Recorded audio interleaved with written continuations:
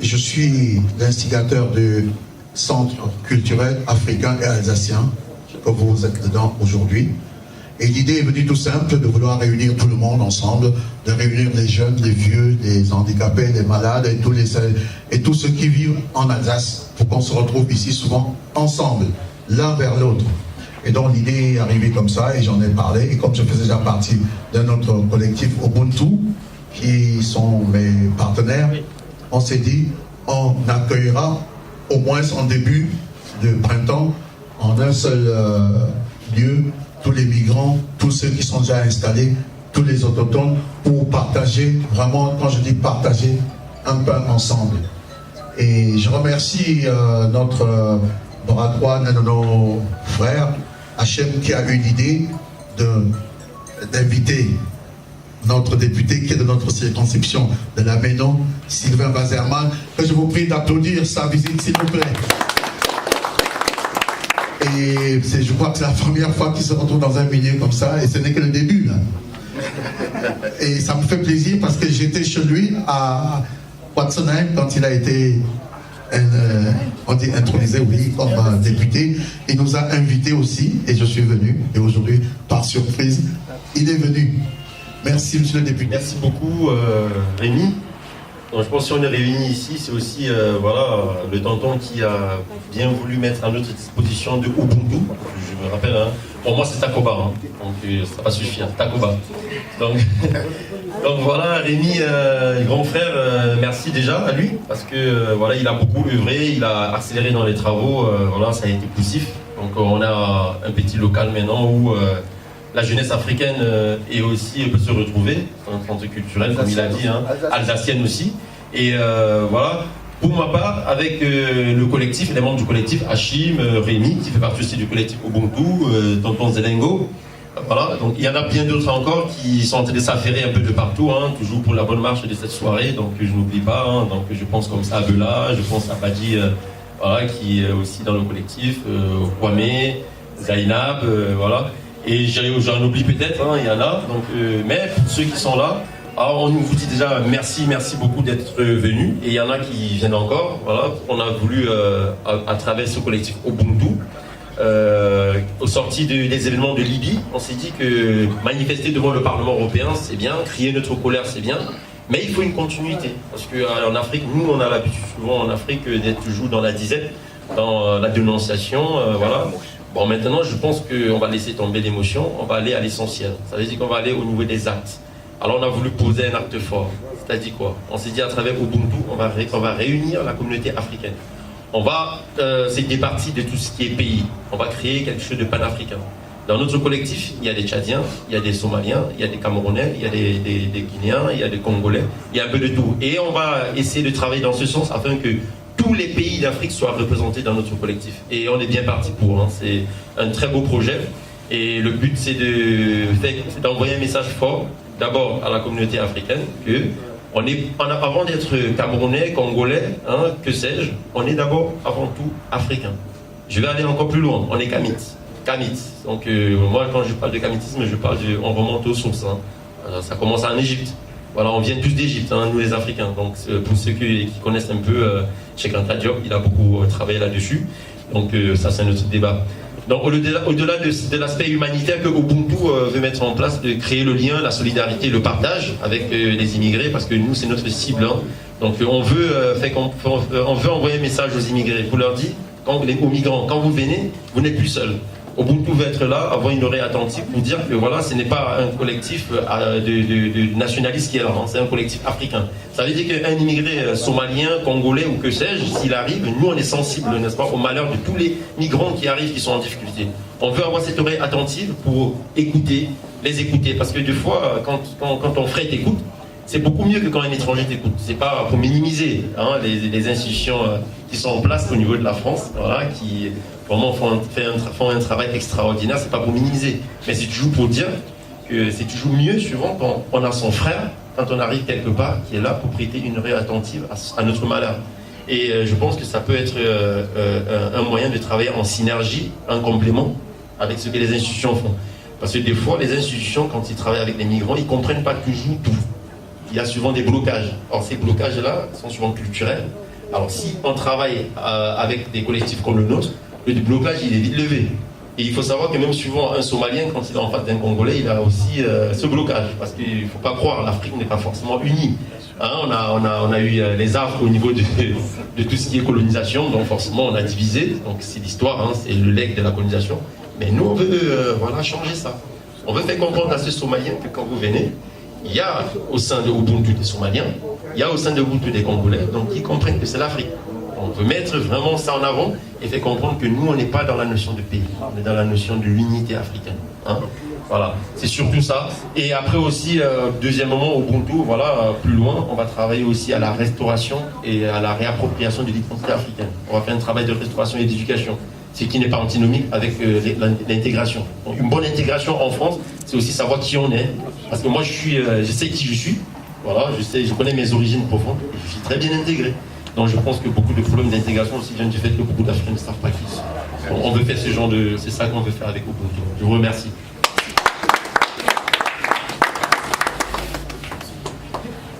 Bonsoir à toutes et à tous. Alors, je m'appelle Sylvain Bazerman, je suis député depuis juin dernier dans la majorité présidentielle d'Emmanuel Macron, mais ça c'était pendant la campagne. Aujourd'hui, je suis député d'ici, Strasbourg et Ilkirch. Alors, je connaissais deux d'entre vous, Rémi, Achim, on s'était déjà rencontrés, donc j'étais très heureux de répondre à votre invitation ce soir. Et puis j'ai rencontré Monsieur le Président, beaucoup d'entre vous. Je voudrais peut-être vous dire deux ou trois messages qui me semblent importants. Le premier, personnellement, j'avais jamais fait de politique avant d'être député. J'étais élu local d'un petit village. Enfin, j'étais pas du tout dans la logique de la politique à laquelle que je vis aujourd'hui. Je venais de la vie associative. Et quand on m'a proposé de venir ce soir, alors je m'en excuse tout de suite, mais je ne pouvais pas venir ce soir, j'ai un engagement, mais je souhaitais quand même venir vous saluer par correction et pour vous dire ces quelques mots. Donc le premier, c'est que la vie associative, j'en viens, j'y ai toujours vécu, j'ai toujours milité dans la vie associative, et je crois que c'est ça, cet engagement citoyen, cet engagement associatif, qui peut nous tirer tous vers le haut, qui peut faire qu'on est utile aux autres et qu'on contribue à quelque chose. Et ça, c'est un point important. Je voulais dire symboliquement que quand je suis arrivé à l'Assemblée nationale, la première chose que j'ai faite, c'est que j'ai écrit une résolution avec mon équipe, il y a Mathieu ici de mon équipe, une résolution sur l'importance de la vie associative. Cette résolution, je l'ai écrite, je l'ai présentée en novembre, elle a été votée à l'unanimité de l'Assemblée nationale et c'est la première résolution de cette mandature qui a été votée. Pour moi, c'était important. D'abord que ce soit à l'unanimité, parce que ce n'est pas un parti ou un autre, c'est l'ensemble des députés qui disaient leur attachement à la vie associative. Et deuxièmement, ça proposait 4 axes de travail très précis, je ne les détaillerai pas ce soir, mais sur lesquels on est maintenant en train de travailler. Donc ça, c'est le premier point. Le monde associatif, j'en viens, et donc je suis toujours très sensible à cette logique de la vie associative. Le deuxième point, vous le disiez, Monsieur le Président, c'est important dans le cadre d'Ubuntu, quand vous le présentiez. C'est important quand les crises existent, quand les situations sont difficiles. Vous avez parlé des migrants, on parlait de la Libye tout à l'heure et des atrocités qu'il peut y avoir. J'étais encore avec un collectif qui m'expliquait la situation là-bas. On rencontre souvent le ministère des Affaires étrangères. Moi, je suis en fait à la Commission des Affaires étrangères. Donc le sujet en particulier de la Libye est un sujet qu'on aborde souvent avec le ministre Le Drian. Dans ces situations qui du coup ont des effets évidents sur les pays en Afrique, sur les migrants qui viennent, sur nous ici, en tant qu'humains, parce que ça nous concerne aussi, même si on n'est pas concerné dans notre chair, on est tous concernés par cette situation absolument horrible qu'on peut voir. Dans ces cas-là, et malgré la difficulté de légiférer, malgré la difficulté des situations, je crois que le dialogue est très important. Et vous le disiez avec le message que vous passiez en disant il y a beaucoup de pays différents qui peuvent chacun avoir leur histoire, chacun leur personnalité, mais le dialogue, et du coup la solidarité qui va avec, parce que le dialogue c'est l'écoute et le respect, mais c'est quand même quelque chose de fondamental. Donc si vous réussissez avec ce mouvement associatif à construire ce dialogue, à le faire vivre, je crois que c'est un premier point important, y compris pour essayer d'aborder les problématiques qu'on peut avoir ici sur le sol français, notamment par rapport à ces sujets si compliqués des migrants, qui sont un sujet international évidemment, qui sont un sujet national, un sujet européen aussi. Et puis peut-être le troisième point que je voudrais dire, alors moi je connais cet endroit parce que quand j'étais chef d'entreprise, je venais souvent ici, je venais tous les ans, quand c'était les Restos Bébés du Cœur, parce qu'on était partenaires et on faisait tous les ans un chèque de participation pour leur association.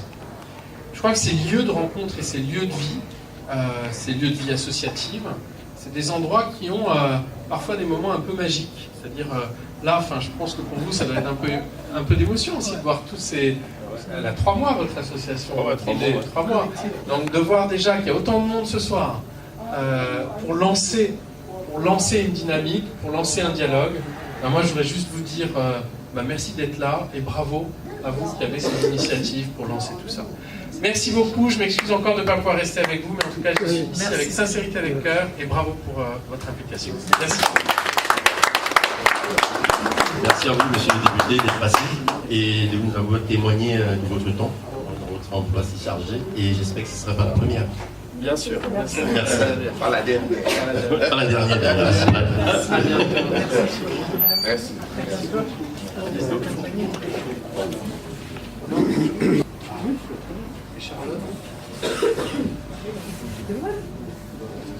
S'il vous plaît, je vais vous demander de suivre monsieur le député, parce que vous n'allez pas nous dire non, parce que quand moi je suis venu à Quatsenheim, j'ai mangé des pretzels, j'ai mangé la chocotte, j'ai mangé, il y avait beaucoup de spécialités alsaciennes, j'ai mangé des knapp qui étaient très bonnes, mais aujourd'hui vous allez manger africain. Voilà. Même si vous dites que vous ne connaissez pas, c'est le moment de découvrir, et vous allez le manger avec les doigts même. Ah ouais, voilà. Ah ouais, voilà, c'est ça l'un vers l'autre. Ils m'ont montré à Quatsenheim comment on mange alsacien. Bon, je savais déjà, mais aujourd'hui, les tartes flambées, les tartes flambées, j'en avais mangé au moins 8 ou 10. Donc aujourd'hui, vous allez nous guider aussi la table. Après, nous suivons monsieur le député, tout le monde se sert, c'est ça le partage. Bon appétit à tous. Pour un Saint-Médard. Et puis je l'emmène avec et je cours vite parce que sinon je suis en retard. En tout cas, un grand merci. Au revoir. Au revoir. Merci.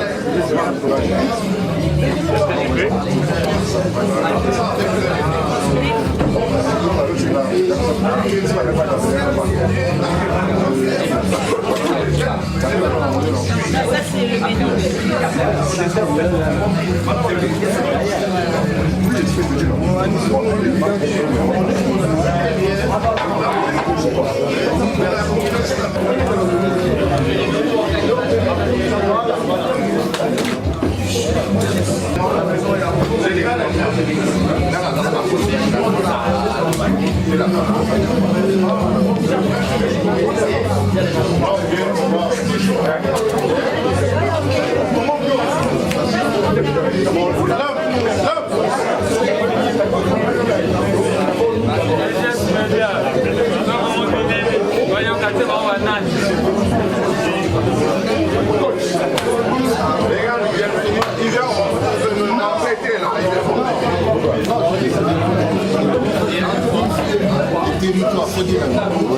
On ne maîtrise plus rien. C'est ministre, ça nous maîtrise plus. Il y a une génération qui a plus de pouvoir. Non, c'est pas vrai. Je peux avoir une porte d'octobre. Tu rentres pas. Tu es toujours là. Oui. Il faut toucher les anciens. Ça, c'est vrai. Les respects. Parce que son rôle est les respects, là, moi, quand je me retrouve quelque part, je vois vos têtes, je dis, ben, là, je suis en sécurité. Mes jeunes frères sont là. Dès que je rentre, je regarde quelque chose.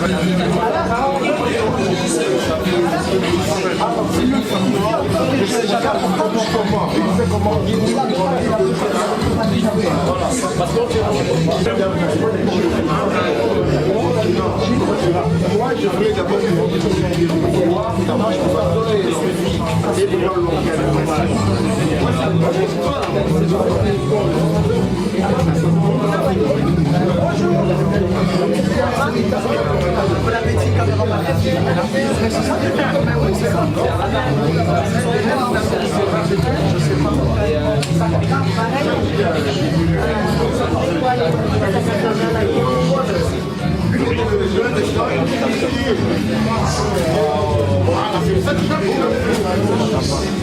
On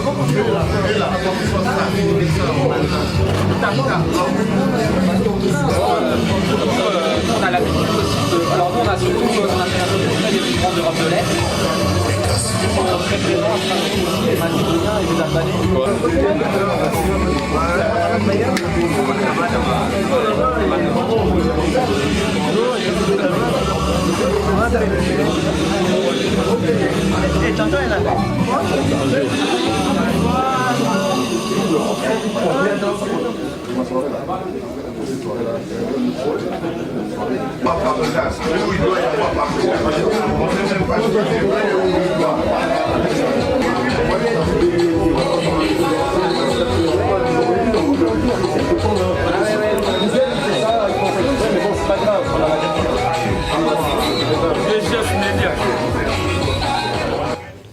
Bonsoir, donc on est réunis ici par rapport à un événement, le lancement du collectif Ubuntu, un collectif qui s'est créé aux sorties des événements qui s'est passé en Libye. Donc on a mené 2 actions devant le Parlement européen par rapport à la dénonciation du financement de l'Union européenne des entités extrémistes en Libye. Voilà, qui ont mis en esclavage nos frères là-bas, donc par rapport à ça, et ce fait-là, donc issu d'ailleurs de l'enquête qui avait été faite par un juge là-bas en Italie. Donc on s'est dit que c'était pas normal, donc qu'il fallait déjà crier notre colère et notre indignation par rapport non seulement à l'action de l'Union européenne, et de 2, à ce qui se passe là-bas en Libye. Et on s'est dit au sorti de tout ça qu'on ne pouvait pas juste être dans la dénonciation et dans la manifestation. Voilà, donc l'émotion retombée, on s'est dit qu'il fallait créer une action concrète pour aller aussi vers ces migrants qui sont déjà sur place, sur le territoire français. Si on ne peut pas avoir d'action directe pour aider nos frères qui sont là-bas en Libye, on s'est dit qu'on peut avoir une action au moins directe pour aider nos frères ici en Europe. Bon, nous, on est en Alsace, à Strasbourg. On s'est dit, voilà, on va commencer avec l'Alsace où on est. Et le collectif Ubuntu, on s'est veut aussi d'être panafricain. Ça veut dire qu'on s'est dit... Tout ce qui est des logiques nationalistes, on va laisser ça tomber. Donc on va revenir aux sources. Donc on s'est dit qu'on pouvait se réunir, Congolais, Ivoiriens, Gabonais, Tchadiens. Donc on a créé un collectif africain. Et par rapport à ça, donc on se veut d'être le chancre de cette unité-là, cette unité africaine. Voilà, les associations l'ont déjà fait dans l'humanitaire, mais nous on ne veut pas être que dans l'humanitaire. Donc au-delà de l'humanitaire, on prône aussi le retour aux sources, la réappropriation de notre identité. Donc on va faire un travail d'éducation des masses aussi, parce que beaucoup d'Africains sont en perte d'identité et beaucoup de problèmes viennent de là aussi. Donc on va travailler aussi dans ce sens. Et les actions à venir d'ailleurs, donc aujourd'hui c'était le lancement. Et dans les prochains temps à venir, on va essayer d'organiser des conférences débats sur l'Afrique. D'où venons-nous? Qui sommes-nous? Où allons-nous? Que voulons-nous faire? Quelle est notre place dans le monde aujourd'hui? Quelle est notre place aujourd'hui, diaspora en France? Voilà, des questions fondamentales pour essayer déjà de savoir quels sont l'état des lieux. Et c'est très très important parce que de fois on court, mais les questions de fond ne sont pas posées. Donc je pense qu'il faut commencer à se poser des véritables questions. Qui sommes-nous vraiment? Qu'est-ce que l'Afrique aujourd'hui peut proposer au monde? Parce que nous, Africains, on attend toujours du monde, mais je pense qu'il est venu où l'Afrique doit se réveiller et proposer au monde. Et nous, le collectif Ubuntu, on est dans cette démarche. Une démarche, n'est-ce pas, de réappropriation de notre histoire, afin de proposer un nouveau paradigme africain déjà aux Africains et si possible au monde. Parce qu'il faut dire qu'avant, l'Afrique a toujours été humaniste. Nous, en tant que Kamite, parce que moi j'aime mieux me présenter les Africains sur l'aspect Kamite, parce que Kamite, ça remonte à l'origine, à l'Égypte.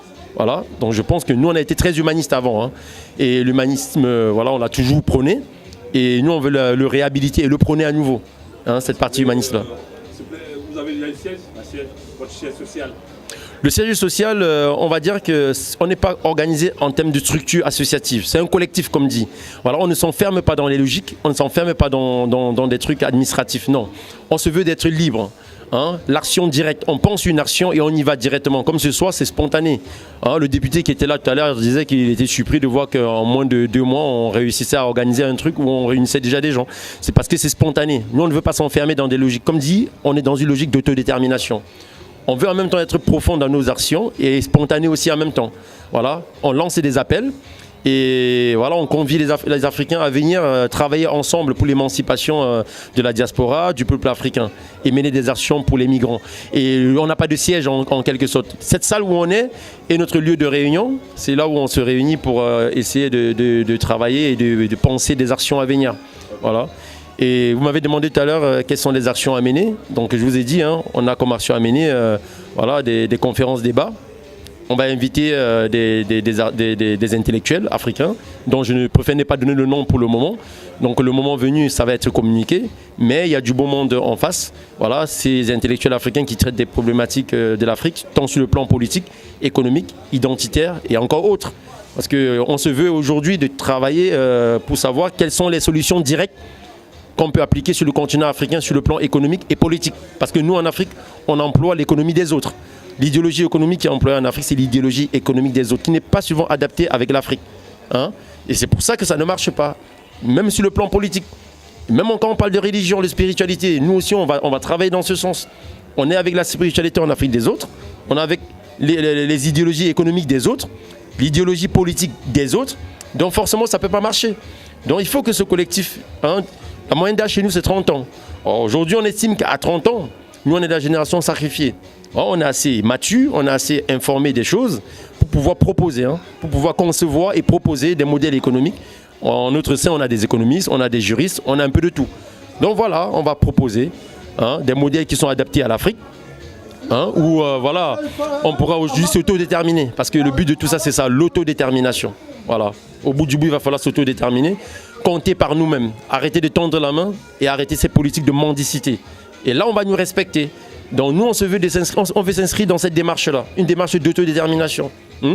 Voilà, penser à travers le paradigme africain, tout en étant en Europe. On ne dit pas qu'on ne prend pas les autres, on prendra pas l'expérience des autres. C'est là pas le sujet. Mais le tout, c'est avant d'aller chercher chez les autres, il faut d'abord chercher chez soi-même. Avant de se projeter, n'est-ce pas, avec l'autre, il faut d'abord pouvoir se projeter dans son propre paradigme. Il n'y a qu'à ce prix-là qu'on pourra, nous, Africains, se faire respecter hein, et nous-mêmes s'émanciper et s'accomplir. Donc c'est surtout ça en fait. Je vous en prie. Hein. C'est moi qui vous remercie d'avoir pris votre temps pour nous donner la parole et pour participer à cette belle aventure. Merci encore.